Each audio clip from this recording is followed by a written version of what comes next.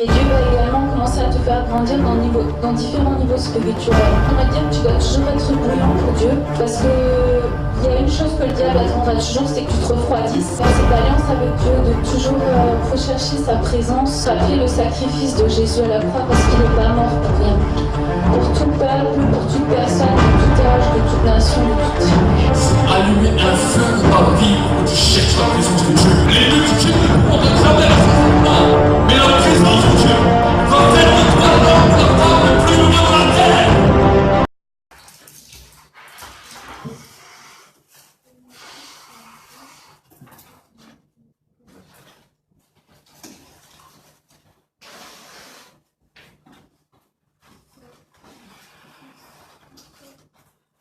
Amen.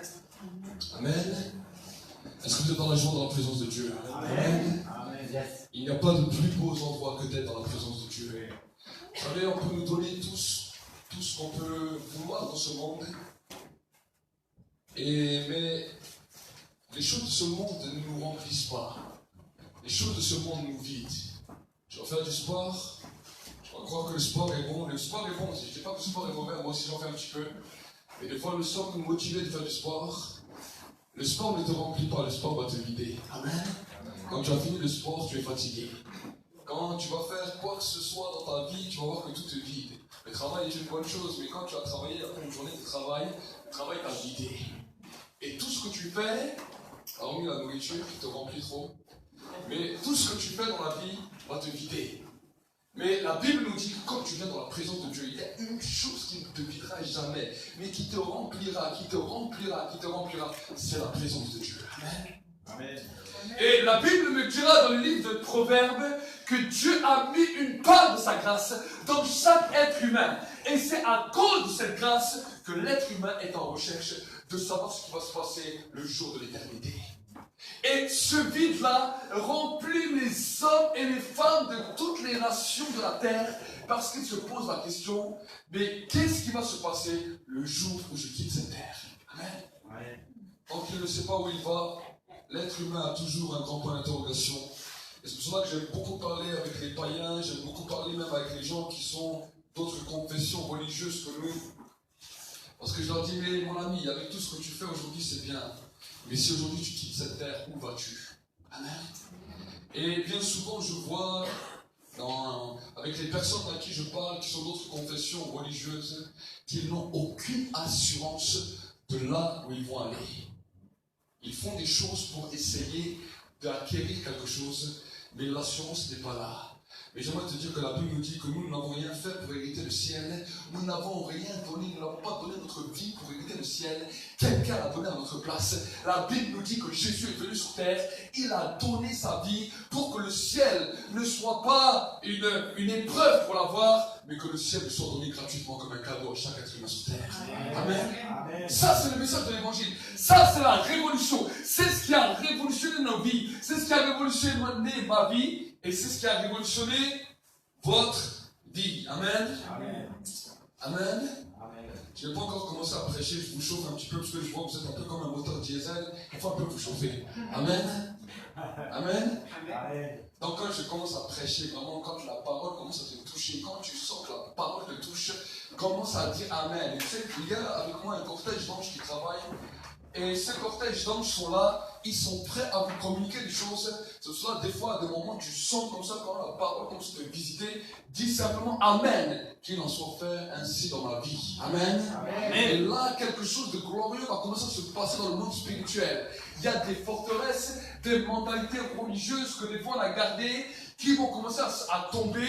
Et là, on va entrer dans une dimension de connexion et de communication. Amen. Amen. Amen, c'est ça. Amen. Bien souvent, vous pouvez entendre une parole ointe, une parole puissante, une parole de feu. Le prédicateur donne, mais le cœur est dur et le cœur n'arrive pas à recevoir. On dit c'était une bonne parole, mais tu sors, tu n'as pas bénéficié totalement de ce que tu as entendu. Amen. L'important, ce n'est pas que tes oreilles seulement entendent, l'important, c'est que ton esprit reçoive le téléchargement de Dieu. Amen. Amen. Vous pouvez voir un beau film sur Internet, mais tant que tu n'as pas téléchargé sur ton ordinateur, il n'est pas à toi. Oui. Amen. Amen. tu devras attendre une fois qu'il repassera. Mais s'il est à toi, tu peux maintenant le repasser, parce qu'il t'appartient. Amen. Amen.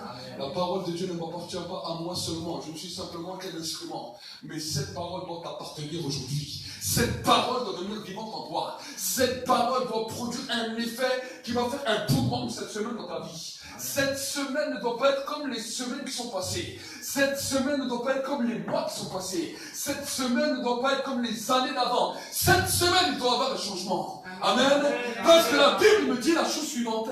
Un homme ne peut pas entrer dans la présence de Dieu et sortir de la même manière qu'il en est entré. Amen. Est-ce que vous comprenez? Nous ne pouvons pas venir dans la présence de Dieu et dire Seigneur, c'est bon, tu vas visiter. Et ta situation n'a pas changé. La situation doit changer. Est-ce que vous saisissez? Est-ce que vous comprenez? C'est là où la religion nous a souvent bloqués. Le diable a dit, ah, la parole est donnée. C'est super. Mais si les gens comprennent le mystère de la parole, cette parole va produire en eux un fruit qui va être terrible pour moi. Donc il faut les arrêter. Et il a mis une pierre dans votre cœur, de sorte que vous ne comprenez pas toujours les choses de la parole, et que la parole, vous l'avez entendue de vos oreilles, mais qu'elle ne vous a pas pénétré. Est-ce que vous savez? Comment? On entend des fois des messages, mais on veut voir la transformation, on veut voir le miraculeux. J'aimerais prophétiser pour vous, cette semaine, tu vas commencer à entrer dans le miraculeux. Cette semaine, tu dois commencer à voir la main de Dieu sur ta vie. Amen. Amen. Les hommes et les femmes qui sont autour de toi doivent être marqués d'une différence. Ils doivent voir la différence. Et donc se dire, ce n'est pas possible. Comment cet homme a fait de cette position, s'est trouvé à telle position? Ça, c'est à cause de la grâce de Dieu. Amen. Amen. Amen. Amen. Quand tu commences à comprendre ce mystère, la vie chrétienne ne devient pas un poids terrible dans lequel c'est catastrophique, mais la vie chrétienne devient une joie et devient un temps de défi. Amen. Amen. Amen. J'aimerais que cette semaine soit un défi pour toi. Vous savez, Jésus a un jour appelé ses disciples. Et alors que ses disciples étaient là autour de Jésus, il se posait la question et il disait, mais Seigneur, comment va-t-il venir le royaume? Qu'en est-il du royaume de Dieu? Comment va-t-il se manifester? Vous savez, c'était un peuple juif. Aujourd'hui, quand on parle de royaume dans une nation comme la France, pour nous, c'est à des années-lumière. Parce qu'on vit dans une république, on vit dans une anarchie totale où tout le monde dit ce qu'il veut, tout le monde dit ce qu'il pense, et tout le monde fait comme il veut. Mais quand on parle de royaume, on nous parle de règles, on nous parle de règlements avec un roi qui règne, avec des messagers autour du roi et un peuple qui est soumis. Amen. Ça, c'est ce qu'on parle de royaume. Et le peuple juif avait entendu depuis leur enfance parler du royaume de David, du royaume de Salomon, du temps où Israël était un royaume. Et d'après les prophéties bibliques, d'après les prophéties même de la Torah, pour le peuple juif, ils attendaient le rétablissement du royaume d'Israël jusqu'à même aujourd'hui. Et voici qu'ils voyaient que Jésus était le Messie, ce qu'on appelait le Messie, le roi qui allait régner. Ils l'avaient compris. Mais les disciples étaient là avec lui et ils se disaient, mais maintenant tu es le Messie, nous t'avons trouvé. De quelle manière maintenant vas-tu impacter le royaume? De quelle manière maintenant vas-tu manifester le royaume? Eux, ils attendaient cela. Ils voyaient pourtant les guérisons, ils voyaient les délivrances, mais pour eux, cette dimension n'était pas suffisante pour le royaume, parce que eux, ils voulaient voir le roi régner. Est-ce que vous comprenez? Ils voulaient voir le roi régner. Et aujourd'hui, je pense que l'Église est restée dans une dimension où on ne veut pas voir le roi régner, on veut simplement voir quelques guérisons, quelques miracles, une foule qui est là, mais le peuple qui était avec Jésus, les disciples, voulaient voir le roi régner. Amen. Et lui ont posé la question, comment le royaume de Dieu va-t-il se manifester? Alors Jésus a dit, bon, je vais vous expliquer. Maintenant vous êtes devenus matures, vous êtes devenus prêts à entendre les lois du royaume. Alors il a dit, vous voyez, jusqu'à Jean-Baptiste, c'était la loi et les prophètes. Mais à partir de maintenant, une nouvelle règle commence à se manifester. Le royaume des cieux est soumis à la violence et ce sont seulement les violents qui vont s'en emparer. Amen. Le royaume des cieux est soumis à la violence et ce sont seulement les violents qui vont s'en emparer. Amen. Amen. Alors, ils se sont posé la question. Ils se dit, ok, d'accord, on a compris ça, mais comment?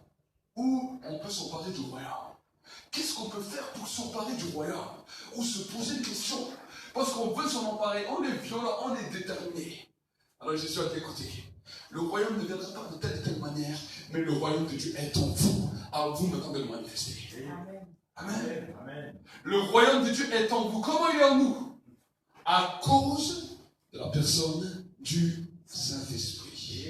Amen. Amen. Quand la personne du Saint-Esprit commence à habiter en nous, le royaume de Dieu commence à habiter en nous. Maintenant, la Bible nous dit que pour pouvoir se manifester ce royaume, on doit user de la violence. Jésus a dit, celui qui veut être mon disciple, qu'il apprenne à renoncer à lui-même, qu'il se charge de sa croix et qu'il me vive. Amen. Amen. Amen. Amen. Amen. C'est vrai. Renoncer à toi-même. Oui. Renoncer à ta volonté. Oui. Renoncer à tes raisonnements. Oui. Renoncer à ta mentalité religieuse que tu as acquis de tes parents, des grands-parents, de je ne sais qui, que tu as acquis d'un pays. Aujourd'hui, nous avons des mentalités religieuses qu'on a acquis dans les pays. Vous savez que la France est une des nations dans lesquelles on enseigne aux enfants la connaissance de l'âme dès leur enfance. Dans certaines nations, on leur enseigne la sorcellerie et l'occultisme, le monde des esprits dès leur enfance. De sorte que quand ils se convertissent, ils sont directement connectés au monde des esprits, ils connaissent les choses, ils avancent vite.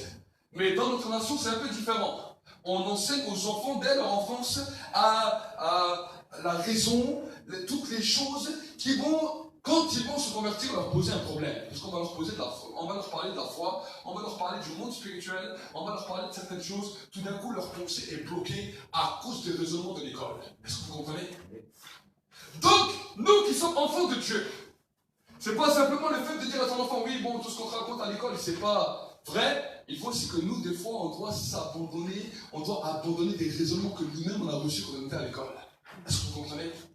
Les lois même de la raison, que toutes les lois t'ont enseigné, vont te faire croire que la foi n'est pas possible. Parce que la foi ne provient pas de ce qui est visible, mais provient de ce qui est invisible. À l'école, on va t'enseigner que si tu veux réussir, tu dois simplement faire des projets. Tu dois simplement mettre toute ton intelligence en action. Tu dois apprendre toutes les connaissances de la terre. Tu dois avoir des bons diplômes et là, peut-être que tu vas réussir. Mais combien d'ingénieurs, combien de gens ont des bacs plus 5, bacs plus 10, ils sont au chômage, ils n'arrivent rien à créer. On leur a montré les connaissances, on leur a appris toutes les connaissances, mais quand ils sont là dans la vie actuelle, si une entreprise lui dit pas tu fais ça et ça comme un robot, il ne sait rien créer. Son diplôme ne lui a été d'aucune valeur parce qu'il ne peut rien faire avec. Est-ce que vous comprenez? La loi de la foi n'est pas une loi où on t'apprend simplement toutes les règles qui existent sur terre et comme un robot te dit si il n'y a plus de règles, maintenant tu es dépourvu du sens. Non! La loi de la foi est une loi créatrice. La loi de la foi va nous amener à nous bouger, à nous mouvoir dans quelque chose qui était impossible pour pouvoir créer là où il n'y avait rien. Amen. Dieu a dit dans le livre de la Genèse, créons l'homme à notre image et à notre ressemblance. C'est pour cela que quand on va vous parler des plus grands créateurs de ce monde, des gens qui ont trouvé les plus grandes inventions, la plupart d'entre eux, ils n'avaient aucun diplôme. Ils ne sortaient, ils n'avaient même pas de diplôme. Certains, on avait même dit qu'ils n'avaient même pas de QI, qu'ils n'avaient rien du tout. Mais pourtant, ces hommes et ces femmes ont réussi à créer des choses extraordinaires dont nous le servons aujourd'hui et dont même on forme les ingénieurs et tout ce que vous voulez dans les écoles. Est-ce que vous comprenez? Donc, si vous allez à l'école, c'est bien. Si vous apprenez, c'est bien. Mais ne vous laissez pas robotiser. Sachez que si vous allez là-bas, vous apprenez simplement un savoir, mais que la vraie capacité de la création ne se trouve pas à l'école, mais se trouve dans la foi en Jésus. Amen. Amen. Amen. La vraie capacité de la création se trouve dans la foi en Jésus. Et si là, tu te retrouves à dire, mais qu'est-ce que je peux faire? Alors dis, Seigneur, montre-moi le charisme ou le don que je vais mettre en action pour pouvoir créer ce que tu veux que je crée.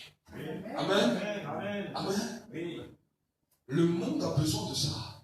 Le monde a besoin de connaître des nouveaux savoirs. Le monde a besoin d'avoir de nouvelles connaissances. Mais j'aimerais te dire que tu peux faire partie de cette nouvelle génération d'hommes et de femmes qui vont bouleverser cette terre avec une connaissance qu'ils ne savaient pas. Amen. Amen. À cause de la foi. Ça va, je ne vous ai pas trop secoué? Non. Nous allons prier ensemble. Amen. Nous allons prier ensemble. Pour le temps de la parole. Cher Saint-Esprit, je te bénis, je te rends grâce pour ta présence. Je demande ton action encore ce matin. Je vais m'apprêter à parler de ce que tu m'as mis sur le cœur. Je vais le faire avec mes simples mots. Mais au-delà des mots, que ta présence vienne me faire comprendre ce que tu voulais me faire comprendre. Au-delà des simples mots, que tu puisses amener ton peuple dans une compréhension. Là, je bénis tous les frères et sœurs dans ce lieu, tous ceux qui nous suivent par le biais du net. Je te demande, Saint-Esprit, que ce matin, ce ne soit pas la fin de leur situation, mais que ce soit le début d'un exaucement.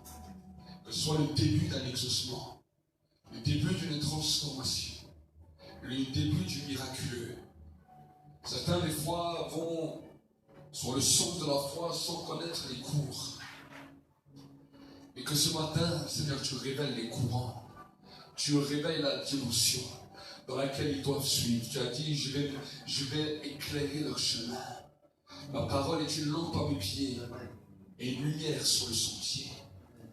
Que cette parole puisse les éclairer. Que cette parole puisse révéler ce qui était obscur.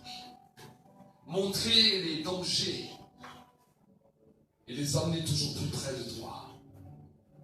Maintenant, mon Dieu, mon roi, que cette parole puisse les transformer.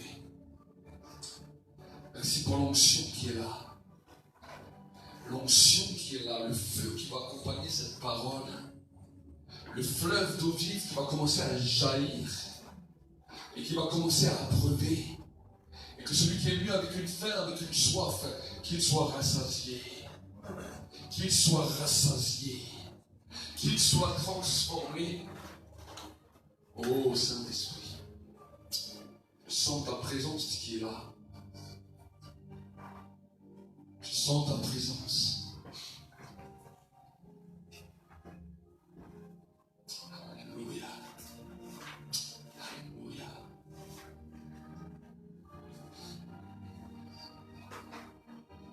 Prépare les cœurs. Parle au cœur. Parle au cœur ce matin. Nous te bénissons, nous te rendons gloire.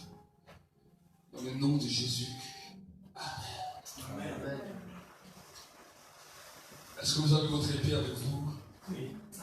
Amen. Amen. Vous savez, un combattant doit toujours garder son épée avec lui. Amen. Amen. Amen. Cette épée qui va te faire du bien, la Bible dit que la parole de Dieu est une épée à deux tranchantes. Qui va venir bouleverser ta vie, qui va venir séparer et juger et poncer les sentiments de l'âme et de l'esprit. Amen. Amen. Oui. Il y a des fois des raisonnements, des pensées, des sentiments qui sont là dans ton âme et qui t'empêchent de connaître les choses de la foi. Est-ce que vous savez? Mais la parole de Dieu, la Bible nous dit, viens mettre une séparation entre ton âme et entre ton esprit. Pourquoi? Parce que la dimension d'esprit, la capacité de l'esprit nous amène dans une sphère qui va nous bouleverser. Alors je vais un petit peu récapituler tout ce que j'ai dit, les derniers cultes. J'avais parlé du feu. Et j'avais encouragé vraiment les frères et sœurs de rechercher le feu. Nous aurons un temps bientôt de jeûne, de prière. Je ne sais plus les dates. 25 du 25 octobre au 3 novembre. Nous aurons 10 jours de jeûne et de prière ici dans ce lieu, dans lequel tous les soirs à partir de 19h, nous allons nous rassembler pendant plus de 2 heures à chercher la présence de Dieu. Nous allons demander que le feu tombe, nous allons demander que le Saint-Esprit tombe, se manifeste puissamment pendant 10 jours. Amen. Amen. Et j'aimerais vraiment vous encourager. Vous savez, la Bible nous dit que l'Église primitive s'est rassemblée d'un commun accord tous les jours. Ils ont commencé à chercher la présence de Dieu. Ils n'ont pas prié ou intercédé pour le monde. Ils n'ont pas intercédé pour tous les problèmes de l'humanité. Ils ont attendu la promesse que le Saint-Esprit et le feu descendent sur eux. Et la Bible nous dit que le jour de la Pentecôte, alors qu'ils étaient là, qu'ils attendaient toujours, ils attendaient, le feu est descendu. Amen. Amen. Amen. Et j'aimerais te dire que le feu va descendre dans l'église. Nous allons chercher la présence de Dieu. Nous allons chercher le feu. Nous voulons voir une église embrasée. Nous ne voulons pas voir simplement une église qui vient chanter quelques cantiques, taper dans les mains et dire c'est bien, c'était bon. Nous voulons plus de la présence de Dieu. Amen. Nous voulons plus de la présence de Dieu. Amen. Nous voulons voir que ce qui s'est passé à l'église primitive, à la Pentecôte à Jérusalem, ce qui s'est passé à Azusa Street, ce qui s'est passé dans la dimension des réveils, puisse venir exploser dans nos vies. Amen. Amen. Amen. Et nous allons prier, encore prier pour poser du bois, pour que quand le feu tombe, le bois va exploser partout. Amen. Impulsé comme jamais il n'en a eu, à cause de la présence de Dieu. Amen. Donc je vous donne vraiment ce rendez-vous, et vraiment nous allons vivre des bonnes choses. Nous aurons aussi à partir normalement au mois de novembre, nous allons recommencer les directs sur YouTube avec une bonne qualité. Là nous sommes un petit peu limités, parce qu'on les avait un peu bloqués, donc on doit se limiter un petit peu à Facebook, mais nous allons recommencer des directs sur YouTube avec une bonne qualité. Ceux qui nous suivront pourront être en direct avec nous des 4 coins de la France ou des 4 coins du monde, là où ils sont, et nous croyons encore que Dieu va se manifester encore puissamment. Amen. Amen. Amen. Est-ce que ça vous plaît ce genre de programme? Amen. Amen. Acclamez le Seigneur. Amen. Amen.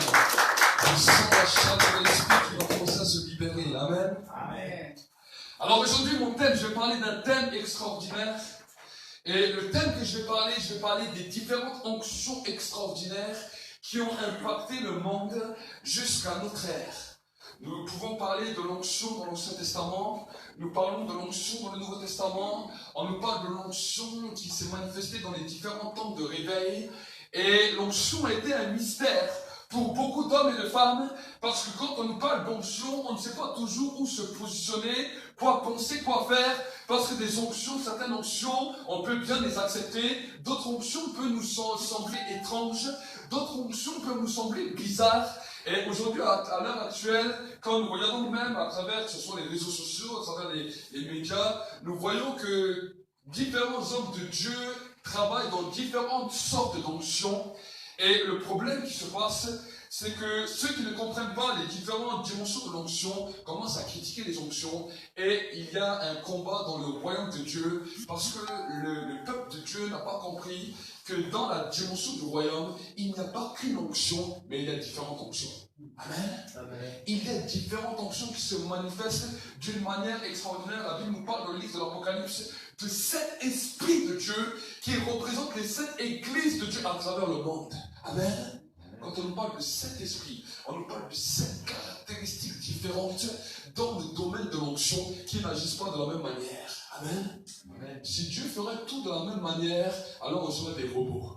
Mais la Bible nous dit que Dieu se plaît à créer, que Dieu se plaît à libérer. La Bible nous dit que la première fois que l'onction est tombée sur l'église primitive, alors qu'on n'avait jamais entendu parler des gens qui n'avaient pas appris d'autres langues comme ça, Dieu a commencé à restaurer les langues.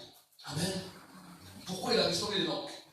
Parce que dans l'ancienne alliance, il y a eu un jugement terrible qui est tombé sur la vie des hommes. Alors que la Bible nous dit que Nemrod avait commencé à construire la tour de Babel, qu'il voulait monter au ciel pour combattre Dieu. Dieu était obligé d'intervenir par un jugement. Et quand le jugement est descendu sur terre, la Bible nous dit que la loi des langues a commencé à se changer. Alors que hier, toutes les nations du monde se comprenaient, le jour où le jugement est tombé à la tour de Babel, tout d'un coup, le matin, on se lève, il y avait un qui parlait italien, l'autre qui parlait portugais, l'autre qui parlait espagnol, l'autre qui parlait l'arabe, l'autre qui parlait l'américain, et tout le monde a dit, on ne se comprend pas, et ils sont partis dans toutes les nations de la terre. Les langues ont commencé à être jugées. Parce que Dieu avait vu que si les hommes mettaient la langue en accord, ils allaient se dresser contre lui. Il a dit, je ne peux pas les laisser de cette manière, je dois juger ces langues pour que maintenant il y ait une incompréhension et les hommes ne peuvent pas bâtir ensemble. Et si vous allez voir dans l'histoire de la Bible, vous allez voir que c'est à partir de ce moment-là que les guerres, les ethnies, le racisme, toutes ces choses ont commencé à partir de ce moment-là. Parce qu'avant ce moment-là, la Bible nous dit que la terre parlait un même langage. Ils étaient comme un seul et même homme. Ils étaient tous dans la même compréhension, dans la même direction. Est-ce que vous comprenez? Mais la Bible nous dit que Dieu a jugé les hommes et que quand le jugement de Dieu est tombé, les langues maintenant se sont séparées. Dieu qui comprend toutes les langues a dit, moi je comprends tout, même si tu me parles en portugais, que tu me parles en espagnol, que tu me parles en français, en italien, en allemand, je comprends tout. C'est moi qui ai tout créé. Amen. Dans son jugement, Dieu a créé des langues. Est-ce que vous comprenez? Dans son jugement, Dieu a créé des langues. Mais la Bible nous dit que quand Dieu a racheté les hommes de l'église, la première des choses qu'il a fait, il a donné des dons, des langues à toute l'église primitive qui était là. C'était le premier réveil qu'il avait dans l'église. Amen. La Bible ne nous dit pas simplement qu'il parlait en langue comme aujourd'hui nous parlons en langue. La Bible nous disait qu'il parlait toutes les sortes de langues. Si un arabe venait, il entendait une personne qui n'a jamais appris l'arabe parler l'arabe correctement avec un message clair de la part de Dieu. Si un espagnol venait, donc ce lieu, il voyait un homme qui n'a jamais appris à parler l'espagnol, il parlait l'espagnol clairement. Les dons de langue étaient répandus dans la première dimension de l'église primitive. Amen. Amen. Et la Bible nous dit que non seulement il y avait cela, mais ils étaient comme sourds. C'était tellement fort qu'ils ne tenaient même pas debout, qu'ils tombaient à moitié quand ils se levaient, ils ne tenaient même pas debout, et les gens croyaient qu'ils étaient ivres. Ils ont dit, mais c'est pas possible. Il est matin, 9h, ils sont déjà tous ivres là-dedans, mais quand ils entendaient ce qu'ils disaient, ils disaient, c'est pas possible. Une personne qui est sourde ne peut pas parler comme ça. Une première vague de l'onction a commencé à venir. Amen. Amen. Amen. Et l'onction a continué à se manifester, à se répandre et à se répandre. Les onctions, des fois que nous ne comprenons pas, on peut entendre parler de différentes sortes de réveils. On peut parler du réveil d'Azusa Street, qui était un des derniers grands réveils qui a eu lieu il y a pratiquement 100 ans aux États-Unis. Et la Bible nous dit, dans l'histoire, nous raconte que quand ce réveil a explosé, un tel mouvement de l'esprit est descendu. C'était un petit groupe d'une vingtaine de personnes qui cherchaient la présence de Dieu, Et vous savez, William Seymour était une personne africaine, un afro-américain. Il était black, et parce qu'il était black, il ne pouvait pas venir participer aux réunions pastorales comme il voulait. Toute l'étude biblique, il a dû la faire derrière une fenêtre dehors. Pourquoi? Parce qu'il était noir. Et personne ne croyait en son ministère. Et pendant des années, il combattait, il bataillait, il faisait tout ce qu'il pouvait. Et un jour, avec ces 15 personnes qui étaient rassemblées, il a dit, on va chercher la présence de Dieu. Et ils se sont mis à prier, à jeûner. Ils ont commencé à chercher la présence de Dieu, ensemble. Et l'histoire nous raconte qu'un jour, le feu est tombé sur Azusa Street. Le feu de la gloire de Dieu est tombé au point que toutes les personnes du monde entier ont entendu parler de ce qui se passait à Azusa Street et ils sont allés voir ce qui se passait. C'est là-bas où les paroles de connaissance ont commencé à être libérées, comme vous voyez aujourd'hui dans les églises, les parler en langue. Tout ce que vous voyez aujourd'hui dans les églises sont les résultats de Azusa Street. Et quand cette gloire est arrivée, il y avait même d'autres dons, mais que les églises ont commencé à qualifier de phénomènes paranormaux, qu'ils ont un petit peu laissé de côté. Mais à Azusa Street, il n'y avait pas que les dons que nous connaissons aujourd'hui dans les églises. Il y avait toutes sortes de dons. Quand on lit l'histoire, vous pouvez voir que des gens recevaient des dons où ils écrivaient des langues qu'ils ne comprenaient pas, qu'ils ne connaissaient pas, et ils arrivaient à lire cela. Alors certaines églises ont dit non, ça c'est de l'occultisme, la sorcellerie. Mais j'aimerais vous dire que du temps de Daniel, un doigt a écrit sur un mur une langue qu'aucune personne ne connaissait. Et pourtant, tous les magiciens, les sages, les astronautes, personne ne pouvait lire cette écriture. Mais quand Daniel est arrivé, lui qui n'avait pas étudié cette écriture a pu lire ouvertement et clairement ce qu'il avait écrit sur ce mur et donner l'explication. Amen. Est-ce que vous savez? Dans les dimensions des réveils, il y a des choses extraordinaires. Il y avait une personne qui était là qui n'avait jamais appris à jouer du piano. Tout d'un coup, un don extraordinaire lui tombe dessus. Elle se met au piano et elle joue comme si elle a toujours joué. Dans les choses du réveil, l'onction peut se manifester de mille et une manières. Amen. Amen. Et on peut voir que ces 100 dernières années, l'onction a évolué. Nous avons eu des réveils en Argentine, nous avons eu des réveils en Colombie, nous avons eu des réveils en Afrique, nous avons eu des réveils dans différents continents, nous avons vu des réveils extraordinaires dans la délivrance, nous avons vu des réveils extraordinaires dans l'onction, dans lesquels les gens tombaient dans l'onction, la puissance commençait à se manifester. Nous avons vu des réveils extraordinaires dans lesquels les gens commençaient à avoir des dents en or, alors qu'ils avaient des dents cassées, des dents qui se manifestaient en or, d'autres qui ont vu des paillettes, d'autres qui ont vu de l'huile. Tout genre de sortes de réveils ont commencé à se manifester. Tout genre de sortes de manifestations ont commencé à se manifester et les hommes ont continué à critiquer. On est dans un temps où les hommes continuent à critiquer sans comprendre que si Dieu fait une chose nouvelle, quand il fait une chose nouvelle, il ne dit pas que tout le monde va manifester cette chose nouvelle, mais il fait une chose nouvelle simplement pour glorifier et magnifier son nom sur la terre. Amen. Amen. Amen. Amen. Quand Dieu fait une chose nouvelle que nous ne comprenons pas, avant de critiquer, dis Seigneur, si tu fais cela, Amen. Je ne veux pas critiquer cela de sorte de combattre contre les choses de Dieu. Amen. Dieu peut utiliser des choses comme une folie. Et si nous ne comprenons pas, nous critiquons, nous bloquons la dimension de l'esprit. Pourquoi je vous enseigne ça? Mon désir, c'est que dans cette église, on ne critique pas les choses que Dieu fait. Même si tu ne les comprends pas, tu ne les critiques pas. Amen. Amen. Amen. Amen. Pourquoi? Parce que si Dieu, demain, il décide de te faire faire une chose dans laquelle les gens vont te critiquer, tu vas dire, mais pourquoi j'ai critiqué l'autre que je ne comprenais pas? Amen. La Bible nous dit que Dieu utilise les choses folles seulement pour confondre les sages. Amen. Amen. Dieu peut nous confondre. Et dans les dimensions de l'onction, alors j'aimerais parler, un des premiers points de mon message, c'est comment recevoir l'onction. Amen. Amen. Vous savez, je vois aujourd'hui des hommes de Dieu loin, des hommes de Dieu avec des grands charismes qui font des campagnes, et merci Seigneur pour cela. Mais je vois des centaines, des milliers de personnes qui courent d'hommes de Dieu après hommes de Dieu, qui vivent une expérience le temps d'une réunion, mais qui courent de réunion en réunion sans que jamais leur vie ne change et sans que jamais eux-mêmes ne deviennent des moines. Est-ce que vous comprenez? Comment se fait-il qu'avec tous les grands rassemblements, il y a des fois des rassemblements de 2, 3 000, 4 000, 5 000 personnes où les gens viennent, l'onction est là, l'onction est indéniable, l'onction touche. Mais pourtant, les gens peuvent repartir, 5 000 personnes repartent d'un zénith, d'un stade, avec une grande dimension d'onction qui était là, ils devraient sortir 5 000 loin. Imaginez, si 5 000 loin, 5 000 personnes comme le prédicateur sortent de ce lieu, la France est gagnée. Mais nous voyons une réalité, c'est que les gens vont de convention en convention, de réunion en réunion, sans jamais devenir eux-mêmes des rois. Est-ce que vous comprenez? C'est une réalité que j'ai pu voir. Et je me suis un jour posé la question, je dis, mais Seigneur, comment se fait-il que les gens vont de convention en convention, qui vont d'endroit à endroit, sans jamais ressortir eux-mêmes en tant que rois? Et alors le Seigneur m'a dit, l'onction ne marche pas comme ça. L'onction est pour les serviteurs. Est-ce que vous savez? Les disciples. Voilà, amen. Serviteurs ou disciples. Et le Seigneur m'a dit, pour ceux qui veulent recevoir l'onction, ce n'est pas simplement de courir à droite ou à gauche, mais c'est qu'eux-mêmes, dans un endroit, ils soient connus eux-mêmes comme serviteurs ou disciples.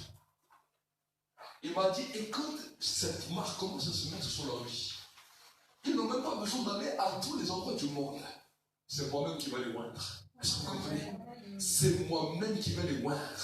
Et j'aimerais dire dans ce lieu, je veux voir des serviteurs et des servantes qui vont être loin. Amen. L'église doit être un endroit. Et c'est pour cela que l'église locale est importante. L'apôtre Paul nous parlera de l'église locale et nous dit, n'abandonnez pas vos assemblées comme ce fut le cas de plusieurs. Parce que l'église locale et l'onction sont liées. Amen. Amen. Amen. On peut aller dans une réunion ouate et on peut bénéficier de cette onction. Amen. Merci Seigneur pour cela. Mais sache que si toi-même tu n'es pas serviteur dans un endroit, l'onction va se dissiper. Est-ce que vous comprenez? Je l'ai vu à maintes et maintes fois. J'ai vu des gens qui vont de réunion à réunion, d'église en église, qui ne trouvent même pas leur place. Mais au bout d'un moment, je dis, mes frères, combien ça fait maintenant de temps que tu marches avec Dieu? Des fois, certains me disent 5 ans, 10 ans, 15 ans, 20 ans. Je dis, mais dans toutes ces années, où est la marque dans laquelle Dieu t'a oint et Dieu a changé ta vie? Ah, mais j'ai expérimenté des belles choses dans cette réunion. Je ne parle pas d'une expérience dans une réunion. Je parle de l'onction qui bouleverse ta vie. Amen. La Bible nous dit que le peuple en Israël était nombreux. Mais pourtant, à un moment donné, il y avait des prophètes qui étaient loin. Le temps de Samuel était là. Mais voici que Samuel cherchait un roi, cherchait des hommes pour oindre. Et la Bible nous dit qu'il n'a pas cherché parmi tout le peuple des gens qui étaient des vagabonds. Il a cherché des hommes et des femmes qui étaient fidèles dans la maison de leur père. Est-ce que vous savez?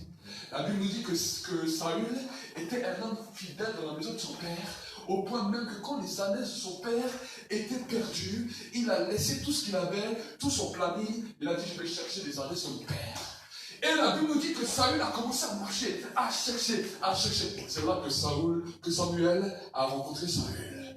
Est-ce que vous comprenez? David était fidèle dans toute la maison de son père. Il était en train de garder les troupeaux, quand même il y avait des réunions familiales. Lui, il s'occupait de toutes les choses de son père et il a reçu l'onction. Amen. a reçu l'onction. Qu'est-ce que c'est la dimension de Père? La dimension de Père, c'est la dimension quand on demande à Dieu de pouvoir se soumettre à un homme ou une femme de Dieu, de dire voilà maintenant Seigneur, je reconnais que cela ma place, que c'est dans cette église ma place, c'est mon Père ou ma mère spirituelle. Maintenant on se soumet à ça et vous allez voir que vous allez être loin à cause simplement de la soumission. C'est ce qui m'est arrivé. Moi à l'époque on ne l'a pas expliqué de cette manière. Mais à l'époque, quand Dieu m'a montré l'endroit où je devais être, d'abord j'étais musicien et j'avais plusieurs opportunités. J'étais dans plusieurs endroits où il y avait beaucoup de monde. Et un jour Dieu me dit, non, tu vas aller dans un endroit où une toute petite église, où ils étaient 10, 15, 20. Et je suis arrivé là-bas, moi j'étais musicien et je rentre là-dedans. Le pasteur me dit, tu peux jouer de la guitare. Et je fais jouer de la guitare. Ils chantaient tous, mais vraiment de manière... J'avais carrément les oreilles qui avait mal parce que c'était faux, et moi je devais me débrouiller avec mon instrument pour essayer de jouer juste. Et je dis, mais Seigneur, c'est une catastrophe ici, je ne sais pas si je vais rester là. Dieu me dit, c'est ici que je veux, c'est ici ta place. Je dis, bon, ok. Mais à cause de ce que Dieu m'avait dit, je me suis attaché à l'homme de Dieu. C'était clair dans ma tête, si Dieu m'a dit là, je me suis attaché à l'homme de Dieu. J'allais partout avec l'homme de Dieu, je lui portais sa valise. Là où il allait, j'allais avec lui. Dans les entretiens, j'allais avec lui. Je lui portais sa valise là où il allait. Je n'avais aucune option. Mais j'étais serviteur. Est-ce que vous savez? Quand il fallait monter les instruments, j'allais monter les instruments. Quand il fallait être le dernier à partir de l'église, j'étais le dernier. Quand il fallait être le premier, j'étais là. Mais un jour, alors que pendant ce temps de service, j'ai commencé à servir de tout mon cœur. Je ne cherchais même pas à être pasteur. Je respectais mon pasteur énormément. Je me plaisais à m'asseoir, à l'entendre, je venais jouer au piano derrière lui, j'essayais de l'aider dans tout ce qu'il faisait. Mais un jour, alors que je ne m'y attendais pas, l'onction est tombée sur moi. L'onction m'a oint jusqu'à ce jour en 2004. L'onction m'a oint, et quand l'onction m'a oint, ça a mis la différence. Avant le temps de l'onction, j'avais expérimenté des dons spirituels. Les dons spirituels, chaque croyant au début de sa conversion peut expérimenter des dons spirituels. Parce que la Bible nous dit que le Saint-Esprit donne des dons. Et c'est là où j'aimerais venir dans mon deuxième point, c'est qu'il faut faire la différence entre les dons et l'onction. Les dons ne sont pas l'onction et l'onction n'est pas les dons. Est-ce que vous savez? Si nous recevons des dons spirituels, ces dons, c'est des choses, des cadeaux que Dieu vous a donnés à la conversion. Il les donne ça à tout le monde. Il peut recevoir un don de prophétie, d'autres il peut recevoir un don de parole de connaissance, d'autres il peut avoir le don pour parler aux personnes qui ne connaissent pas Dieu, d'autres il peut avoir un don de libéralité. Tout le monde reçoit des dons. Il reçoit un don dans la louange. Mais ce n'est pas les dons qui manifestent l'onction. Est-ce que vous comprenez? Les dons et l'onction sont deux choses qu'on ne peut pas forcément lier. On peut manifester un don sans onction. Et c'est pour cela que ça a posé des problèmes dans les milieux charismatiques. Parce que quand les gens ont reçu des dons, ils ont confondu les dons avec l'onction. Ils ont commencé à prophétiser comme ils voulaient, à dire des paroles comme ils voulaient. Parce qu'il y en avait un qui avait un don de guérir des malades, il a commencé à guérir les malades. On a dit, bon, il guérit les malades, lui, c'était un prédicateur. Quand il a commencé à prêcher, c'était des catastrophes. Les messages sont partis en latte de partout et les gens sont tombés dans un flou. Regardez aujourd'hui sur Internet. Et quand nous commençons à comprendre cela, nous avons besoin de la dimension de l'onction. Vous savez, du temps de Jésus, avant même que le Saint-Esprit soit libéré, les disciples manifestaient l'autorité. Judas chassait autant de démons que Pierre. Il priait pour autant de malades que Pierre. Mais pourtant, sa fin était terrible. Est-ce que vous comprenez? Aujourd'hui, nous pouvons venir dans l'église, nous convertissons, nous pouvons recevoir des dons. Mais si nous ne comprenons pas la dimension de l'onction et la dimension du service, demain ce sera peut-être toi qui vas faire la division dans l'église. Est-ce que vous comprenez? La dimension des dons, de l'onction, est liée au roi. Et Jésus dira quelque chose de spécial. J'aimerais vous encourager à ouvrir votre Bible dans le livre de Matthieu, au chapitre 25, de versets 1 à 13. Et nous allons voir ensemble ce que la Bible nous dit. Nous connaissons tous ce verset, mais des fois ce verset nous l'avons mal vu. Est-ce que vous me suivez? Est-ce que c'est clair pour vous? Amen. La Bible nous dit la chose suivante. Tu veux venir lire? Bien. Amen. Tu viens lire. Là.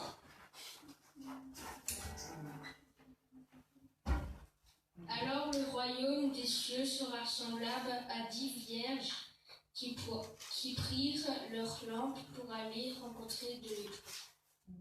5 d'entre elles étaient folles et 5 sages. Les folles, en prenant leurs lampes, ne prirent pas d'huile avec elles. Les sages prirent avec leurs lampes de l'huile dans des vases. Comme l'époux tardait, toutes s'assoupirent et s'endormirent. Au milieu de la nuit, il y eut un cri. Voici l'époux, sortez à sa rencontre. Alors toutes ces vierges se levèrent et préparèrent leurs lampes. Les folles dirent aux sages, donnez-nous de votre huile, car nos lampes s'éteignent. Les sages répondirent, non, il n'y en aura pas assez pour nous et pour vous. Allez plutôt chez ceux qui en vendent et achetez-en pour vous. Pendant qu'elle allait en acheter, l'époux arriva. Celles qui étaient prêtes entrèrent avec lui au festin de noces, et la porte fut fermée. Amen. Amen. Amen. Amen. Nous avons souvent peut-être entendu cette histoire. Les 5 vierges, les 5 folles. Mais alors que j'étais en train de préparer ce message, le Saint-Esprit m'a dit, regarde, je vais te montrer quelque chose. Les 5 folles, ce sont les 5 qui n'ont pas pris d'huile avec elles, qui se sont peut-être contentés de leur don, qui se sont contentés de quelque chose que Dieu leur a donné. Vous savez, quand on parle de lampe, la lampe, c'est la dimension de la conversion. Dans la dimension de la lampe, il y a un don que Dieu nous a donné qui fait que la lumière luit sur nous à certains moments dans nos vies. Est-ce que vous savez? On peut se retrouver dans une position où il y a l'obscurité à cause du don ou du charisme que Dieu a mis en nous à cause de la conversion. Voici que cette lampe brille. Mais combien d'hommes et de femmes j'ai pu voir qui avaient une lampe qui brillait, mais qu'un jour carrément la lampe s'est éteinte et qu'ils ont même abandonné la foi. Comment la lampe peut s'être éteinte sans même se souvenir de ce que Dieu avait donné? Et la Bible nous dit que les 5 sages avaient pris de l'huile avec eux. Et au début du verset, nous ne trouvons pas comment prendre de l'huile. Parce qu'on voit simplement que 5 ont pris de l'huile, 5 n'ont pas pris d'huile. Mais nous voyons qu'arrivé à un moment donné, la Bible nous dit que toutes sont assoupies, puisque des fois la vie dans la foi n'est pas toujours facile. Des fois la vie dans la foi, il y a des moments où nous sommes forts, il y a des moments où nous sommes moins forts. Ça arrive à tout le monde. Est-ce que vous essayez? Il ne faut pas croire que maintenant, le jour où j'ai l'onction, je suis indestructible. Maintenant, plus personne m'arrête ma foi. Je vais toujours avoir une vie de prière à 400 à l'heure. Non. Il y a des moments difficiles et il y a des moments faciles pour tout le monde. Prédicateurs y compris. Est-ce que vous comprenez? Tout le monde. Mais maintenant, la Bible nous dit que les sages ont fait quelque chose de supplémentaire aux folles. C'est que dans le temps de la difficulté, dans le temps de l'affliction, dans le temps du sommeil, ils avaient pris de l'huile avec elles pour pouvoir les aider à tenir quand même des fois ils n'arrivaient pas. Est-ce que vous comprenez? Et la Bible nous dit qu'à un moment donné, les deux, ils étaient fatigués. La foi de ces 2 personnes était arrivée à un temps où ils étaient vraiment fatigués. Ils avaient fait des choses tous les 2 pour Dieu. Ils avaient œuvré tous les 2 pour Dieu. Ils avaient avancé tous les 2. Mais à un moment donné, tous les 2 étaient fatigués. Et voici que maintenant, le temps de la différence est arrivé. Voici que la Bible nous dit, regardez ce que la Bible nous dit, dans le verset 5, comme l'époux tardait, toutes s'assoupirent et s'endormirent. Au milieu de la nuit, il y eut un cri, voici l'époux, sortez à sa rencontre. Alors toutes les vierges se levèrent. Vous avez vu, toutes les vierges se levèrent, les folles comme les sages. Et la Bible nous dit, les folles dirent aux sages, donnez-nous de votre huile, car nos lampes s'éteignent. Les sages répondirent, non, il n'y en aurait pas assez pour nous et pour vous. Allez plutôt chez ceux qui en vendent et achetez-en pour vous. C'est là où le Saint-Esprit a commencé à m'arrêter. Il me dit, arrête-toi là. Il me dit, je vais te montrer quelque chose. Quand je parle de l'onction, je parle d'acheter ça. Est-ce que c'est ça? Je ne vous dis pas que maintenant je vais prendre un flacon et je vous dis que je vous vends de l'huile, donc c'est pas ça que je vous dis. La Bible nous dit que les vierges sages ont dit aux folles, allez en acheter, c'est ceux qui vendent. Le Seigneur m'a dit, c'est ça le mystère de l'onction. Le mystère de l'onction, c'est que j'ai mis des oins sur la terre. J'ai oint des hommes sur la terre. Des hommes qui sont là devant vous. Maintenant, quand vous vous attachez à ces oins, quand vous vous attachez aux hommes et aux femmes que Dieu vous montre, qui sont oints, l'onction de ces hommes et de ces femmes de Dieu va commencer à dépendre sur vous. Amen. Amen. Et dans votre manière de service, quand vous allez servir dans l'église, quand vous allez servir dans l'église locale, quand vous allez devenir des serviteurs, cette onction, c'est de cette manière que vous allez acheter l'onction. Est-ce que vous comprenez? Le Saint-Esprit, on ne l'achète pas. Le Saint-Esprit nous est donné gratuitement. Quand nous nous convertissons, le Saint-Esprit nous est donné gratuitement. Les dons nous sont donnés gratuitement. Mais l'onction va coûter un prix. L'onction sur la vie d'un homme et d'une femme va coûter le prix. Le prix de l'humilité, le prix de reconnaître que nous avons besoin de dépendre d'un homme ou d'une femme de Dieu pour lequel maintenant nous pouvons avancer dans notre vie spirituelle. Est-ce que vous comprenez? Et quand tu commences à comprendre et saisir cette règle, et que là maintenant tu commences à entrer dans la dimension du service, j'aimerais te dire que ce n'est pas le jour où tu as décidé, voilà, je vais être serviteur de tel homme de Dieu ou de telle femme de Dieu, que maintenant le lendemain tu as l'onction. Non, ça ne marche pas comme ça. La Bible nous montre que Dieu va toujours éprouver ce qu'il y a dans ton cœur. Vous savez, des fois, on peut voir un homme ou une femme de Dieu dans l'onction, mais notre cœur n'est pas réellement attaché à lui. On peut le voir, on peut dire, oh oui, c'est bien, je sers, mais si un jour il y a quelque chose qui ne va pas, je me casse directement. Combien de fois nous avons ce genre de pensée dans nos cœurs? Si un jour ça ne va pas avec lui, je pars. Vous savez, tant que ce raisonnement, cette pensée n'a pas été détruite, et que dans ton cœur tu as un attachement total à l'homme ou à la femme de Dieu, malgré ses défauts, malgré comme il est, tant que ça ne s'est pas passé dans ta vie, l'onction est arrêtée, parce que Dieu attend. Est-ce que c'est? Je n'ai pas dit que les dons ne sont pas là. Je n'ai pas dit que tu ne peux pas servir dans l'église. Mais j'ai dit tant que cette manifestation, toi-même, tu n'entres pas dans la caractéristique des moines. Est-ce que vous savez? Et c'est ça le problème. C'est que beaucoup d'hommes ont travaillé des fois sous des onctions des hommes, mais qu'à un moment donné, parce que leur cœur n'était pas attaché, eux-mêmes ne sont pas devenus moines. Ils ont cru qu'avec leurs dons, ils pouvaient faire ce qu'ils voulaient. Ils sont même séparés des moines. Et quelques temps plus tard, ça a créé des divisions, des catastrophes, parce qu'eux-mêmes n'étant pas rois, ils ne pouvaient pas libérer, ils ne pouvaient pas créer d'autres rois. Est-ce que vous savez? Un roi doit créer des rois. Est-ce que vous savez? Un roi doit créer des rois. Et on voit que la Bible nous dit que dans l'église, c'est Jésus qui a dit ça, il a parlé de moitié. Une moitié allait être roi, une moitié n'allait pas avoir l'huile. Une moitié était sage et une moitié était folle.